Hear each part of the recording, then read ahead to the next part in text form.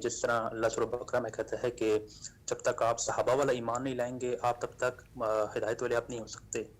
تو موجودہ دور کے اندر ہم ایسا کیا طریقہ اپنائیں کہ ہم اپنی عبادات کو ایک رواج کی بجائے یا ایک عادت کی بجائے ہم انہیں ایک ریئل انداز میں ہم ایک عبادت کے طور پر انہیں ہم کریں یا انہیں ہم اپنے ایمان کو ہم مکمل کر سکیں. Thank you. جی اس میں اللہ تعالیٰ نے جو رہنمائی فرمائی ہے بس وہی رہنمائی صحیح رہنمائی ہے. اللہ کی کتاب قرآن مجید کے ساتھ اپنا تعلق پیدا کریں, اس کو پڑھنا, اس کو سمجھنا, کچھ وقت نکال کے یہ جاننا کہ اس میں کیا ہدایت ہمیں دی گئی ہے. مسجد سے تعلق پیدا کریں, وہ اللہ کا گھر ہے, بنائی اس لیے جاتی ہے کہ انسان کو ایک روحانی ماحول میسر آئے, وہ وہاں جائے. اور جب آپ مسجد میں جائیں گے تو مسجد کی نماز آپ کے اندر صلاح و فلاح کے داعیات پیدا کرے گی.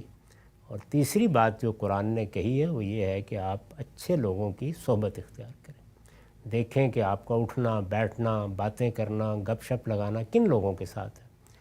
تو یہ ساری انسان کی ضرورتیں ہیں. وہ دوست اب آپ کے پاس بیٹھتا بھی ہے, تفریح بھی کرتا ہے, لیکن اس میں انتخاب اچھے لوگوں کا ہونا چاہیے.